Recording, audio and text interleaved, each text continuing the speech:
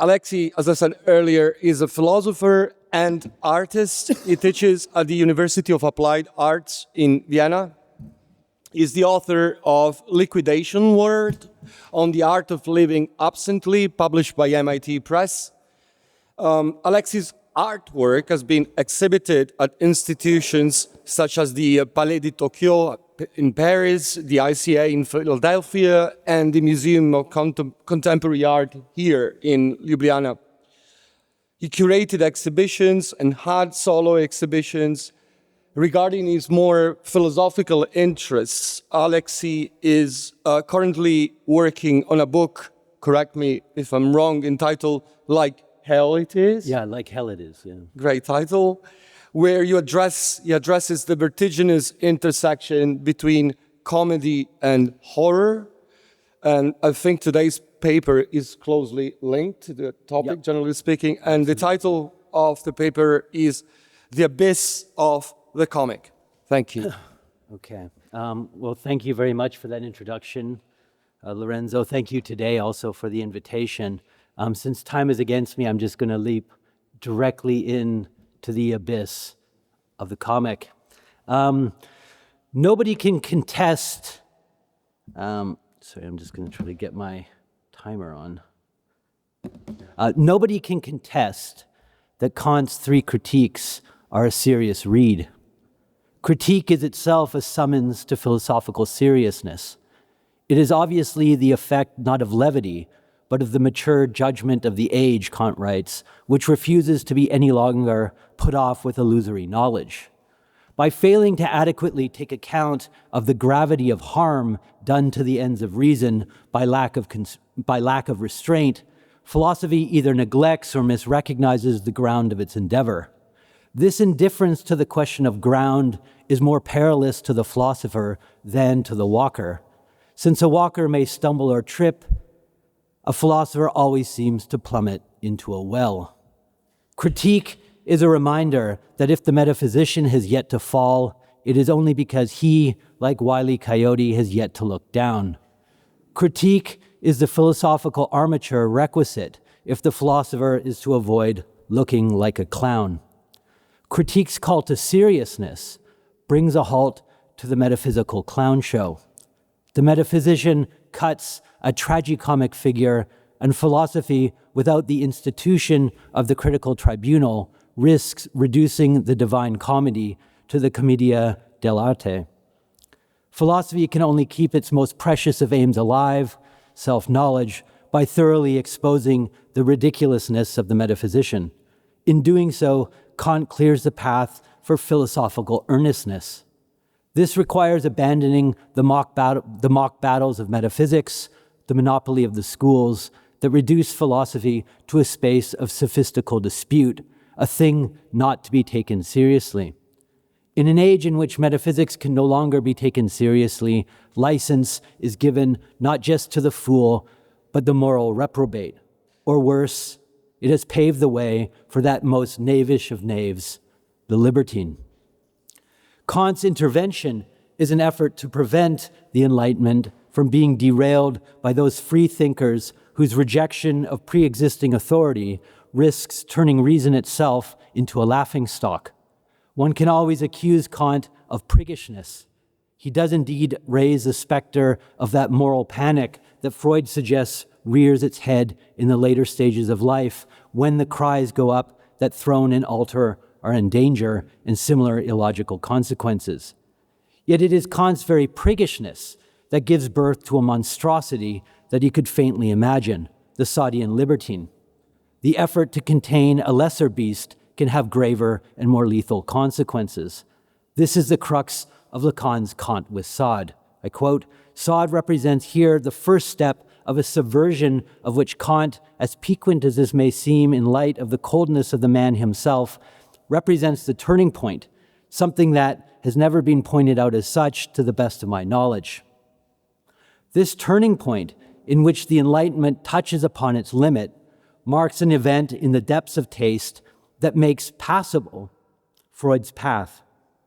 A new figure of enjoyment emerges that Lacan calls bonheur dans le mal. This hitherto unknown happiness, bonheur is embodied in the figure of the Sadean libertine, the grimmest species of happy devil. I lost my place here. Sorry. So the Sadean libertine, then, is the fruit of Sade's imaginary effort to incarnate the worst. To think a figure for whom the worse is the better. They are definitively masters of the art, that is, the art of making the worse the better, having cultivated an illogic, a logic of illness enjoyed, that is not opposed to reason, but the reasonable. They embody and thus enjoy the utterly unreasonableness of reason. Sade's libertines, despite their endless reasoning, are figures who cannot be reasoned with. Their endless demonstrations do not, as Deleuze notes, aim to convince or persuade. More monological than dialogical, their use of the logos is oddly detached from the desire to communicate. Their demonstrations serve only to demonstrate that there is no shared measure of the logos to appeal to render opposing views commensurate. Libertines are utterly disagreeable because disinterested in agreement. They speak a language, as Bataille writes, which repudiates any relationship between speaker and audience. Sade presents the logos as bound by logical entailment, but indifferent to the understanding. It is rational without being reasonable. In Sade, reason is defined then by being unreasonable. The logos in its argumentative form, and the logos as such, becomes itself a show of force, and reasoning itself is a form of violence. The point of the exercise, Deleuze writes, is to show that the demonstration is identical to violence. The unreasonable, whose philosophical form is historically defined as contradiction, is then not opposed to reason, but internal to its operation. Reason makes use of contradiction in order to break this most fundamental form of restraint. So it makes use, basically, of the logic of non-contradiction in order to produce contradictions that break and basically call into question this most fundamental law of reason itself. So in Sadean reason, we glimpse a disconcerting duplicity of reason itself, in which reason breaks both with the form of its appearance, being reasonable, and with the form of its consistency. Sade's demonstrative use of language in breaking with the end of demonstrability allows us to discern in the form of logical entailment a force or a violence that pertains not to what is proven, but to the act of proof. In Sade, the force of demonstration becomes a demonstration of force. If reason is unreasonable, it cannot exclude the violence or force of unreason from its operation. This is the passion that pertains to libertine reason. Unreasonably attached to passion, the voice of reason, the voice of unreason within reason, the libertine takes its pursuit to the limit. The libertine's passion for pleasure engenders a subject that is absolutely self-interested. The pursuit of self-interest, conceived in light of the imperatives of passion, entail acts that ultimately thwart the self that is interested, and thus the category of self-interest. The in itself of self-interest, when taken as an end in itself, is shown to be destructive to the self and thus to all interest. Libertinage exposes then an antinomy that serves to define a definitively illiberal subject. If the object of interest does nothing but harm to the self that is interested, it is no good. Libertines are thus prey to passions that oppose them categorically to the good or goods of others as much as their own. Attached to an object, right, that does nothing but harm, the libertine pursuit of pleasure is nothing but a desire for pain. Having lost the form of its identity, the pleasure of libertinage is indissociable from that which is not pleasurable, which is to say pain. This makes the libertine the least sympathetic of characters. Not surprisingly, Sade's libertines are defined by their lack of sympathy, since their passion is pain. Constructed of an unsympathetic core, the libertine is characterized by a lack of feeling, apathy. Apathy characterizes a character for whom one can have no sympathy because they are defined by this very lack. By becoming pain's pure instrument, they are driven by a desire to feel nothing. This is the paradox of their passion. By being the cause of pain, libertine action pursues a form of enjoyment that is neither good nor pleasurable. It can only be enjoyed by the one who does not feel it, who is indifferent to the other's suffering, right? The other or also their own. So enjoyment defines a being then that is devoid of feeling. Thus, the indefinite extension of pain satisfies the passion of libertinage, the voice of unreason within, if and only if it is apathetic, for it is then done for no reason. The libertine's sang-froid, right, the coldness of the crime, cold-bloodedness, is then well and truly sans-froid, right? So coldness of meaning. So sans, a pun. This pun is actually made by Madame de Saint-Ange in Philosophy in the Boudoir. So pain then has no reason, and this can only be attested to by a supreme being of unreason. Pain can only be enjoyed if it is definitively lacks sense. So the school of libertinage teaches the art of pain's enjoyment, but it can only be truly enjoyed if it is unjustifiable, in excess of the reasonable. This is why the Sadean school of libertinage can only be erected upon the ruination of the Divine Comedy. This is the program particularly of Sade's sinister scroll, 120 Days of Sodom, or the School of Libertinage. And I could go more into that, but that would take me down sort of an account of the Divine Comedy, Dante's Divine Comedy that, I'm skipping over for the purposes of time. So with the libertine, Sade creates a character that is so grave, so repugnant, and whose significance is so serious that it cannot be taken seriously. Flaubert is among the first to register this effect. In an entry in his notebook from January 1860, after reflecting on the difficulty of making people laugh at vice and noting that Molière only attacked the ridiculous, he adds, "As for vicious characters, I know only those of the Marquis de Sade that make me laugh." And that was not the intention of the author, on the contrary. But in de Sade, crime begins to look ridiculous because nature is so glorified, pushed to such excess that it becomes impossible and disappears. We are left with a conception with creatures supposedly human in opposition to humanity. Remarkable passage. Sade gives the lie to all those who assert, "Long live humanity, for without humanity, there would be no humans."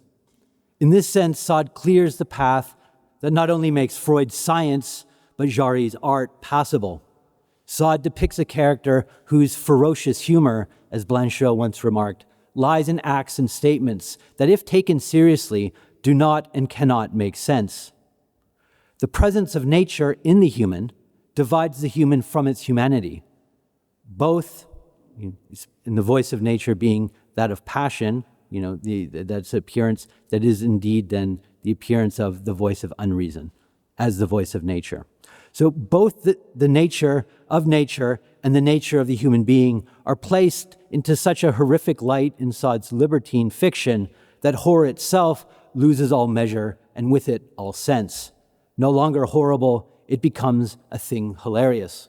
Nature and humanity are forced to include within themselves an element whose presence renders the form of its appearance inconsistent. The nature of nature is no longer natural. It is pushed to such excess that it becomes impossible and disappears. Flaubert. Having shed all vestiges of humanity, the libertine's singular viciousness embodies something human at odds with humanity, indexing a nature that is no longer natural. In Sade, we encounter something that is comic, that is not admissible into the Divine Comedy, since it cannot be made to mean. In Sade, the comic then is at odds with comedy. This is perhaps what Flaubert had in mind when he writes in a letter, "The comical taken to the extreme, the comical that does not result in laughter, the lyricism in the joke, is everything that makes me want to be a writer."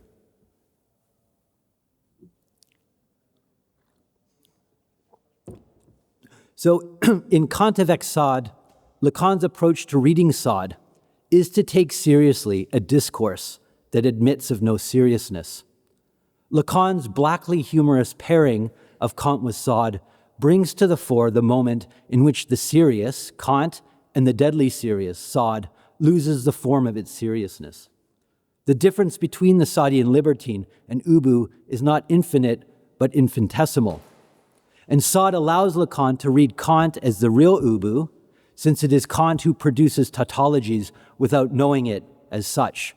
Long live Poland, for without Poland, there would be no Poles. It is Sade then who gives the lie to the formula, "Thank God for comedy, for without comedy, there would be nothing comical." If the fact that Kant, quote, "hasn't the slightest sense of comedy," as Lacan writes, if this fact could very easily make us lose our serious demeanor, the fact that Sade, quote, "has no sense of comedy whatsoever," requires that we lose our serious demeanor in order to read him. We can then read the excess of seriousness of the Sadean libertine as comical. This is what it means to parse the nonsensical difference between having not the slightest sense of comedy and having no sense of comedy. To read Kant with Sade that entails that we lose our serious demeanor while reading Kant and thus learn to read Sade seriously without taking him seriously. This means reading their writing in light of this lack of a sense of comedy, which then pushed to excess assumes a comical form. In the last meeting of his seminar, before the new year on December 3rd, 1959, so this is in the ethics seminar, Lacan proposes to sweeten the difficult pill of reading Kant's Critique of Practical Reason with the following pitch. So as to motivate you to look at it, let me emphasize that it is certainly extraordinary from the point of view of its humor. He elaborates the point as follows. To remain poised at the limit of the most extreme conceptual necessity produces an effect of plenitude and content as well as a vertigo, as a result of which you will not fail to sense at some point in the text the abyss of the comic suddenly opens up before you. Thus, I do not see why it is a door that you would refuse to open. We will, in any case, see in a minute how we can open it here. Those motivated to read Kant with the heightened expectation of its humor are bound to have it, to quote Kant on the joke, suddenly disappeared into nothing. The effect of Lacan's practical joke is, I believe, to forcefully foreground the book's lack of humor. It is the very humorlessness of Kant's discourse. If it appears, and so when the humorlessness of Kant's discourse appears, when it's pushed to excess, when this lack of humor is pushed to excess, this allows for the sudden loss of that serious demeanor that allows one then to sense what Lacan terms the abyss of the comic. So unfortunately, Lacan does not go on to spell out exactly in the text where this abyss opens up. Yet if we are to trust that Lacan makes good on his word and does indeed show in a minute, give or take, how it can be opened up, then it would seem that the comical abyss is touched on when it is Sade who comes tapping at the chamber door. To read Kant with Sade serves the violently comical effect of dislodging the form of what it was we thought we knew about the Kantian moral law and the force of its imperative.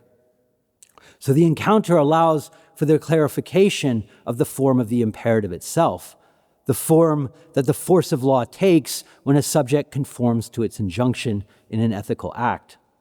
Kant shows himself, for all his theoretical radicality, to be a bit of a prig, too willing to conform to the manners of the ideal bourgeois to whom Lacan tells us Kant takes off his hat.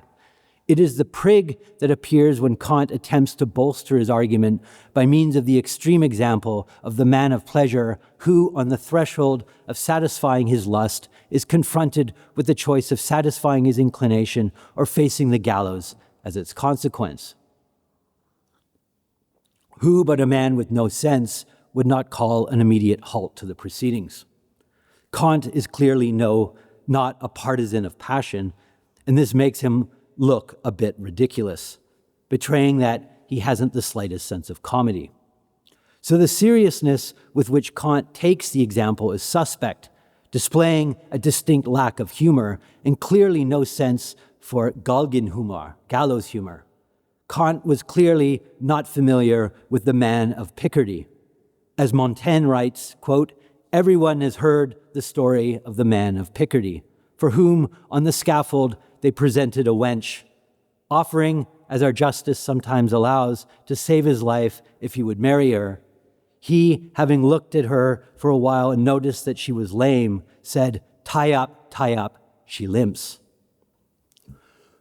So the ideal bourgeois in Kant wants to ensure that law makes sense, that it does not command one to do utterly ridiculous things.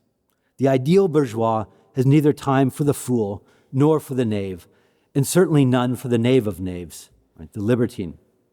So Kant, like the police chief, le Monsieur Lenoir, that Sade endlessly derides in his letters from prison, expects one to keep one's head while one spills one's and in the letter he doesn't write it, but it basically is alluding to spunk, right, or foutre, cum, basically. So the police chief, according to this is, just to repeat the joke of Sade's, expects one to keep one's head when one spills one's spunk. So Sade's libertine fiction, in particular, and this is strangely devoid, and here I'm quoting Lacan, of the wit, right, the need for which Alexander Pope had over a century before already indicated. Right? So for the most part, his libertine fiction shows this absence of wit. Yet, right, there are occasions that Lacan duly notes when its twitches can be felt, right? And in particular, if one reads his letters, they have a distinctly fundamentally different tone than the libertine fiction. As Bataille writes, whatever excesses of horror may have obsessed him throughout his life, and which makes up the fierce tales of his books, Sade knew how to laugh. Adding by way of a footnote, Philosophy in the Bedroom is an amusing book. It links horror to amusement. Right? And Lacan no doubt would have known this passage. It was in Tears of Eros. So Sade in his letters displays a truly remarkable capacity to treat the traumatic, right, as no more than an occasion for enjoyment, right, which is an allusion to Freud's definition of humor.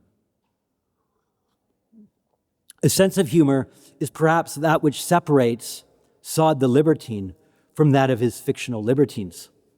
So Sade's fictional libertines tend towards humorlessness, right? They laugh, and not infrequently, but this only confirms that merrymaking is being reduced to the grimmest of business. Sade's, to borrow the pun from Marcel Hénaff, Stakh Casanovanism, right, is not much fun. The law of libertinage demands respect for a law that truly makes no sense and thus can only be taken seriously through the imposition of a law requiring seriousness.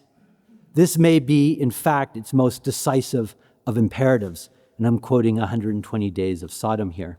So this is one of the rules instituted from the outset. Any subjects who refuse something that is asked of them, even if it is impossible, shall be very severely punished. It is up to them to anticipate and prepare accordingly. The slightest laugh or the slightest lack of attention, respect, or submission at any of the orgies shall be one of the gravest and most cruelly punished of offenses. Violence becomes the hinge upon which the law's seriousness is maintained. So Sade's unrelenting insistence on the serious takes its toll, and sooner or later, the absence of comedy becomes comical. The poet Swinburne has captured how the accumulation of horrors itself can assume this kind of comical effect. He writes in a letter, "You tear out wombs, smash in heads, and discharge into the orifice. Après, you scourge and abuse your mother and make dogs tear off her breasts, etc. Après, suppose you take your grandmother next time and try wild cats by way of change." So the comic effect of Sade's treatment of viciousness consists in a radical, excessive loss of humanity, right? As Flaubert noted. They become truly inhuman, right? Returning to all fours while remaining erect, right? So that it's not that they return to animality, right? But they actually become humans stripped of their humanity. These characters are deprived of all elevation, of any human stature. They fall flat, and yet the effect of utter seriousness, so deadpan is Sade's treatment, that it appears to Flaubert clear that the comic effect is not intentional. Yet how can we be certain?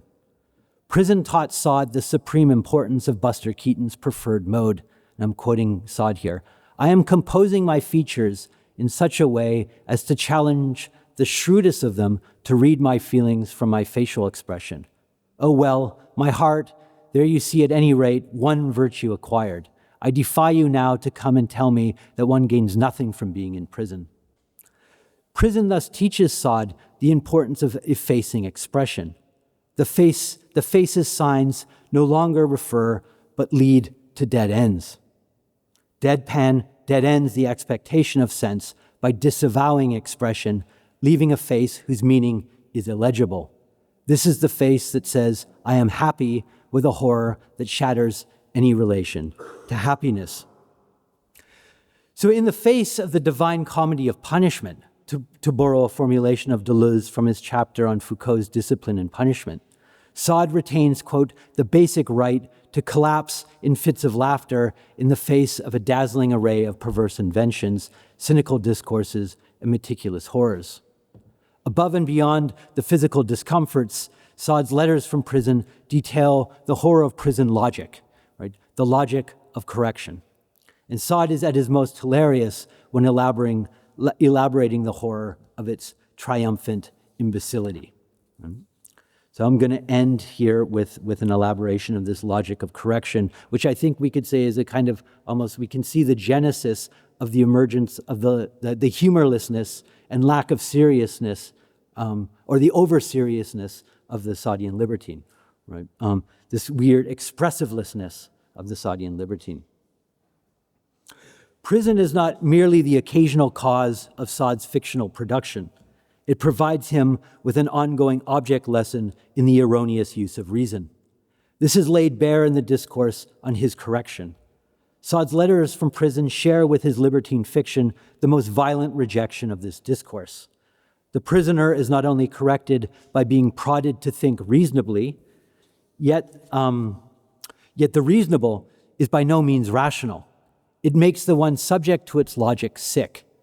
The health promised to the one who is corrected is in truth sickness, for one becomes adjusted to a malady. With dialectical acuity, Sade grasps that what appears reasonable is in truth perverse, since it perverts its intended consequence. The appearance of health is not health, but illness. So the illogic, right, of correction shatters the belief that reason is reasonable. The discrepancy between the manifest cruelty of the means and the sanctimonious discourse of its end, right, renders any pretension to correction or rehabilitation, any intention to any good purpose, utterly risible. Right? And I'm condensing analysis of letters there, but here are some examples. So the logic of correction, I'm arguing, is illogical. This can take the form of a straightforward logical fallacy, as when Sade writes with a dry sense of humor to his wife on October 4th, 1778, "As for my cell, 'tis one more act to add to the others, and one I shall remember. Not only shall I be unable to have a fire throughout the winter, but to boot, I am devoured by rats and mice, which keep me from getting a single minute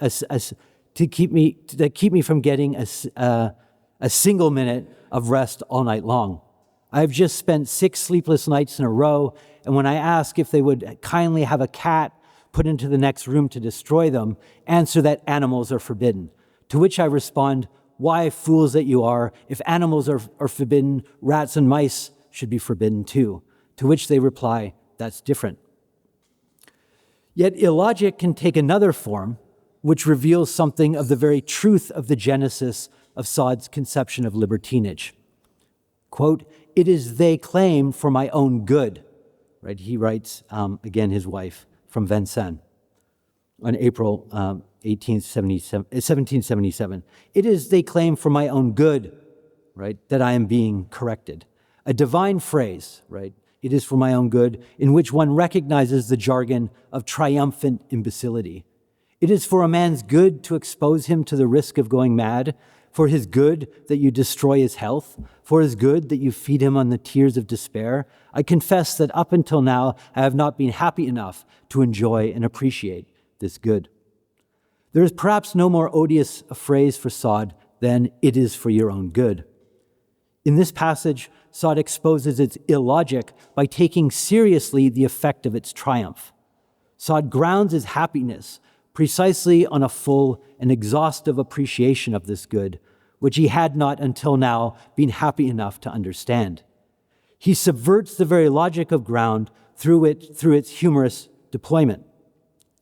He reasons, if the good leads to one's utter ruination, to a feeling of complete despair, all-consuming grief, to a feeling of having been buried alive, then a happiness that results from such a good could only be built on a foundation of misery, profound isolation, complete destitution. Such happiness is a horror. Right? Today, I have no one. The whole of nature seems dead to me, Sade writes in prison. This happiness that equates being happy with horror is the defining happiness of the Sadean libertine. I see blood and I am happy. It's a quote. As Delben tells Juliet, our sole motive for congregating in this place is fuckery, the perpetuation of sundry horrors, occasional atrocities. So Sade's libertines embody an ironic determination. The good that punishes is no good at all, whose irony is affirmed with humorous insistence. I will become happy enough to truly appreciate this good. If the good then is not good, then the happiness grounded upon it is not happy. The happiness correlated to such an appreciation is horror itself. So concludes the illogician. Happiness is a horror. Such an adage condenses the quintessence of the Sadean libertinage. We must leave no delight untasted, no horror uncommitted. It's a quote. Misery then engenders happiness. The libertine's quite singular fondness for horrors and atrocities of all kinds is the result of an illogical deduction. If the good is not good and happiness is not happy, then horror cannot be horrible. Only by violating the good does the libertine engender horror and thus locate the place of his or her happiness. A horror that makes happy cannot itself be horrible. Horror is not horrible. This is the libertine's perversely comic truth, the abyss into which Sadean libertinage cannot but plunge. Thank you.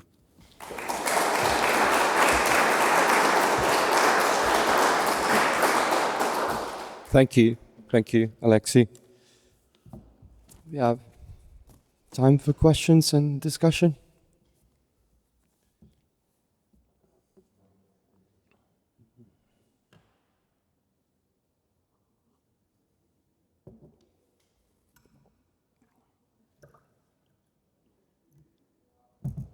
I have questions, but I'll wait for the floor.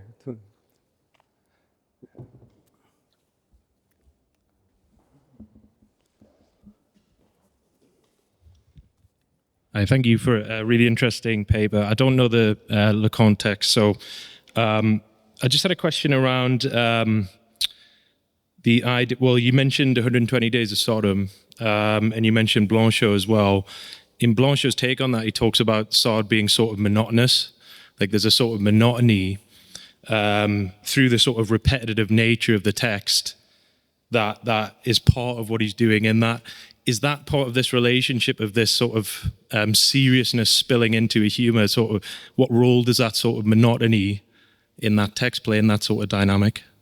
Yeah, thank you. That's a wonderful question. I mean, I think you might have sensed it. I sort of glossed over it very quickly by means of this citation of Swinburne, actually, where there he's in some sense criticizing Sade for his monotony, right? The monotony of the horrors, and he's saying, and it becomes comical because in fact you could just, let's now alter it, and rather than, having a dog sodomize, your mother, it can be your grandmother, being torn to pieces by a cat or something, right? To paraphrase. So I think, this is something that Blanchot stresses, that he speaks not only of the monotony, but also, as he says, a prolixity, right? That the verbiage, the fact that it goes on and on and on, and this exhausts our patience. But it's precisely when he mentions that he also says, this is also, despite this, or precisely more I'm arguing because of it, there is suddenly what he says, a bizarre humor that emerges. That he actually says we prefer the Sadian humor to all of Voltaire's irony, right? He says.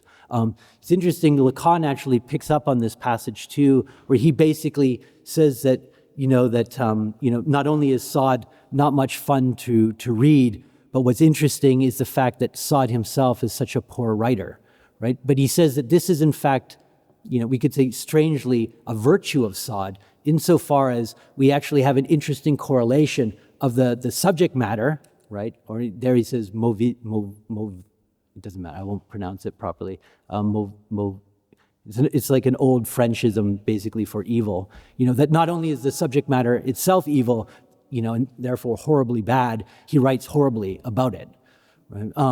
And that, actually, just to cite another reference, Marcel Hénaff, I think, does a lot with this in particular, because he says that Sade as such is such a bad writer, right? In other words, precisely because of this haste, as Blanchot puts it, this prolixity, this desire to immediately get to the signified, right? That, in other words, writing disappears, right? But what in writing, in the disappearance of writing, right, we could say the writing is so bad that now suddenly it appears for the first time, right? So that in other words, what Sade does is exhaust the move towards signification, the signification of horror, right? By means of writing horribly about it, right? But now suddenly, and I think, elsewhere I sort of mark this as a shift from Beckett, from Sade to Beckett, that we have, instead of a writing about horror, now we have the horror of writing, right, itself. But Sade is the linchpin, so to speak, where this problem emerges. So that would be my take, let's say, on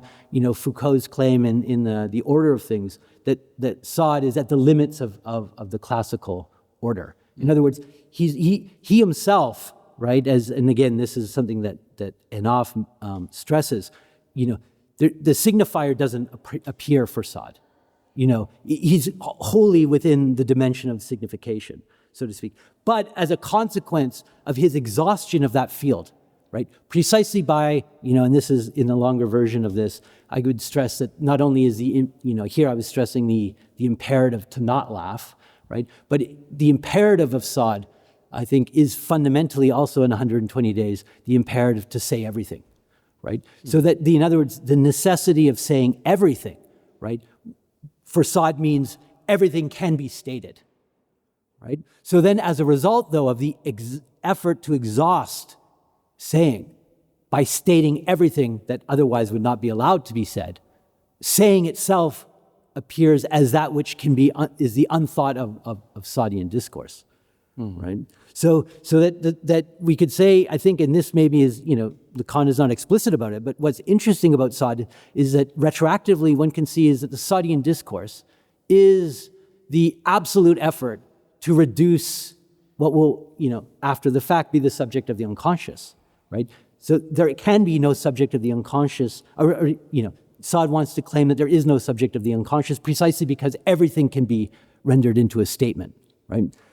This is what Hénaff refers to as the encyclopedia of excess, right? One can say everything excessively, right? But as a result, one then here touches upon precisely the inconsistency that I was trying to sort of inscribe at the level of, the play between the serious and the non-serious, namely that, of course, one cannot totalize excess. That in itself is an inconsistent effort. So that's the way in which the Sadean discourse founders, but necessarily, right, as the very creation of its field of exercise or investigation. Mm-hmm. More questions? Amanda.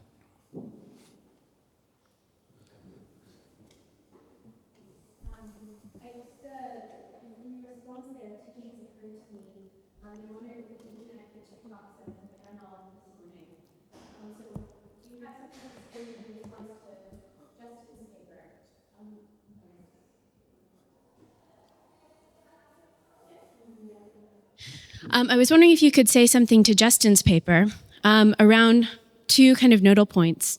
One, this idea that you were just sort of describing the Sadean imperative to say everything, that if psychoanalysis is founded on the principle of saying anything, what that movement and relation is. So if psychoanalysis, as Justin's paper was saying, kind of doesn't go far enough, what is the Sadean gesture there, and what does it invite psychoanalysis to think from saying anything to saying everything? But then, moreover, I don't know, this Steve Bannon line kept coming back to me, this idea of flooding the zone with shit. And what that is is it a Sadean gesture? Is it not? How does it, how does what you've laid out for us here help us to kind of rethink or resituate a kind of political sadism that we're living through?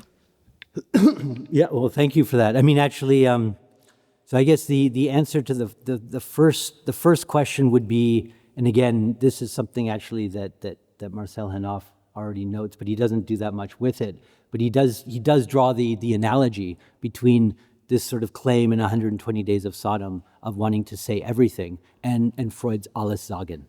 Right, and that there's also an interesting connection precisely between the idea that anything can be said, right, and then the ideal construction of that space within the analytic situation, or the couch, right. But as I mean, not to repeat exactly what I just said, I think the shift would be precisely the Sadean move is precisely in order to eliminate, right, the element of saying, right? So to actually, exhaust the excess, that is precisely what would be treated within the psychoanalytic situation, which would be the moments of the opening, the gap opening up between the subject of the statement and the subject of enunciation, right? Whereas actually what Sade wants to do is produce a discourse that forecloses that relation, right? Or let's say disavows it. I mean, just use that, maybe not in a purely technical sense. I want to reflect on that, but but clearly that's the first answer. Then to Justin's paper, which actually I was going to maybe ask a question. This would be my occasion. I don't know if he's listening, in the beyond behind, but it was true because I think that, and this is a point that Bataille makes, in early on. I think I'm pretty sure it's in erotism. Where he basically wants to say that there's an absolute disjunction for him between, let's say, the discourse of Sadeanism and that of, the torturer, or he says this is, so that in other words, precisely, how Bataille puts it is that in Sade's discourse, you actually have the victim speaking. That in other words, precisely what Sade does is redistribute the relation between the one who speaks and the manner of its speech and the one who doesn't speak, right? So that in other words, the torturer of the one being tortured, of course, is being tortured in order to speak, but that in other words, torture is being deployed purely as a means, right? For a specific end, right? So that in other words, torture remains within the regime wholly of the reasonable, right? Precisely in order to extort speech in order to make it mean and function for some, specific purpose, right? Whereas the Sadean operation, right, precisely because I think he saw himself in prison, right? So I'm saying that he positions himself precisely as the one being tortured, right, by a logic of correction that is predicated upon a notion of reason as being reasonable, that is actually produces an inconsistent effect. It, rather than producing the good, it produces harm, right? So then he avows that inconsistent logic in order to produce the field of the Sadean libertine, right? So that the libertine torturer is then not, I think I would agree with Bataille and those that, that one shouldn't efface that difference, right, between actual torturers, and Sade's depiction of it. I think that's, that's predicated upon this moralistic reading of Sade, which also reads Sade precisely as producing nothing other than, let's say, a philosophical discourse, right? He's not a writer. But if you read Sade, it's clear, right? And in the letters, this is explicit. There's a clear difference between, Sadean libertinage and Sade the libertine, right? And he himself declares this explicitly in the letters. And Lacan will come back to this actually, I think it's in the 17th seminar, where he basically says, where he then takes up actually Deleuze's point, where he says that Sade is in fact the greatest of humorists, right? And that we cannot confuse Sade with sadism, right? So that we actually have to reintroduce, right, the dimension of writing, which would be precisely to say what is being enunciated, right, by the discourse that's not being avowed by it.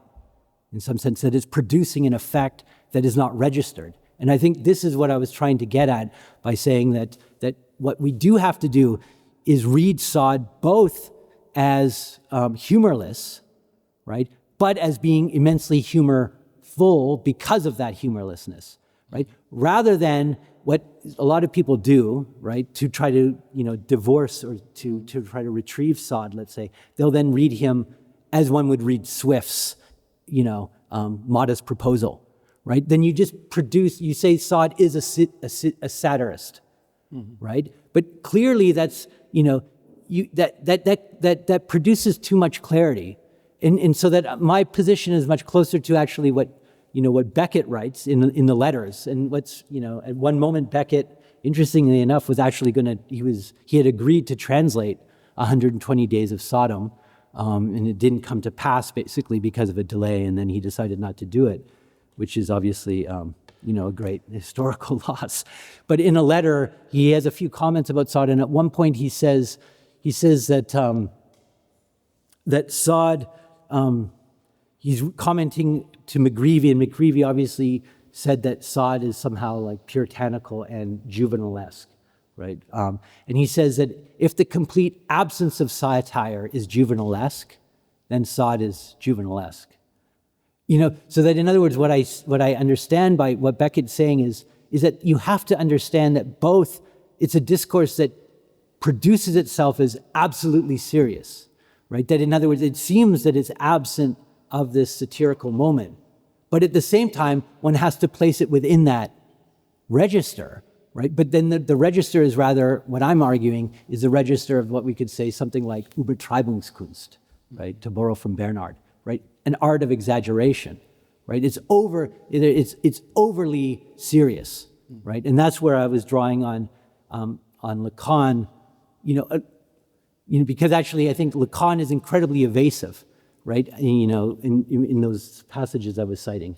He's actually not clear at all, but I think, you can read it almost both ways. Almost everybody, to be honest, I've encountered raises Lacan as the figure who says they take up this passage, he has no sense of comedy, therefore, they position him as lacking, the comical, right? Whereas now I wanted to mobilize this in order to produce a kind of gap between the comic and comedy, which, could also talk more about maybe, but Alenka. Yeah. Thank you. Thank you very much, Alexi. This was wonderful.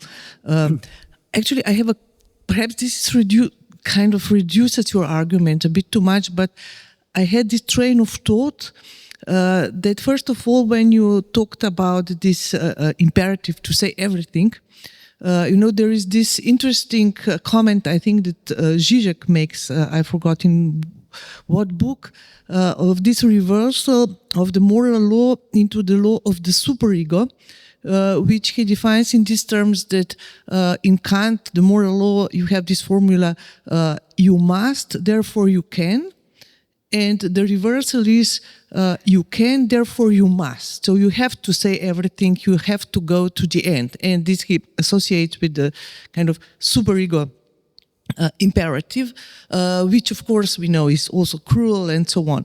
And then my next association was that actually in Freud's paper on humor, which he distinguishes from comedy and from comedic, he explicitly makes this point that actually this is the superego humor, that it is, you need to evacuate at this point in order to, so I was just wondering if you would say that there is something of this logic, or would you place your analysis in a different kind of frame or whatever. Yeah. No, thank you very much for that. Actually, because I think what I'm doing basically is to say, so Miller, for example, says that he thinks the key to reading Kant avec Sade has to pass by way of the economic problem of masochism, right? That Freud text, and I think actually it has to pass by way of Freud's text on humor. Right, so that in other words, what one gets in that essay, and of course Freud doesn't say too much about it. He doesn't. It's just a gesture, but is that there we get precisely a reading of the superego that doesn't reduce it to this moment of just of cruel extraction, that thrives on the reproduction of guilt, right? So that in other words, one gets actually. The capacity to refuse to take seriously the imperative, right? That's what so that in other words, what I was trying to analyze at the beginning was that in fact there's implicit in the imperative is the fact that it is taken seriously, right? And when it takes it seriously, why? Because it actually it makes one miserable, right? So it's very rare that, something that doesn't, even if it's enjoyed, one then takes it very seriously precisely for that, right? So that it's, in other words, the violence that is there being deployed is in the name of instituting, let's say, a regime of the seriousness of the superego, right? Whereas, in fact, I think what Freud touches on in the humor essay would be the fact that the superego itself, right, need not be taken seriously. That, in other words, it can be detached from its form. Right. And this is what I'm understanding that he thinks is being, what Lacan thinks maybe is taking place with the critique of tautologies. So why I sort of use them quite a bit in the paper, like that, the famous Jarry one that Amanda also brought up yesterday, long live Poland, for without Poland there would be no Poles, right? That, in other words, what the moral law does and when it's read as a superego injunction wants to disavow its synthetic moment, right? That in other words it wants to produce the effect of an identity which makes then the injunction necessary to be fulfilled, right? So what humor then does is reintroduce contingency into the performance of this imperative, where the identity is in fact rendered not identical. So a tautology in fact no longer appears tautological, right? Precisely because of the form of its appearance, right? So that you could say that what happens with Kant is quite literally that the form, when the moral law as, autonomous. What does that mean to be autonomous? It means that that form has to pass into content, right? But what takes place in that is that form disappears. And what I was trying to argue is that, in fact, the form of that disappearance reappears when there's this moment of separation between the law of contradiction, right, which, on the one hand, Lacan is saying Kant respects too much, right, and this is why he interprets the imperative as an analytical statement, versus then when it's revealed as a synthetic statement, then in fact it has to show that the identity is non-identical. But how does that appear at the formal level? It appears when, in fact, there's a separation between, this is what I was claiming anyways, the law of entailment and the form that that entailment takes, right? Those can be two distinct moments. So one can isolate the violence, right, of the act of saying from the statement that necessitates a kind of connection between saying and the said in the statement. Okay, thank you. Yeah. Okay, well, join me in thanking Alexi. Thank you.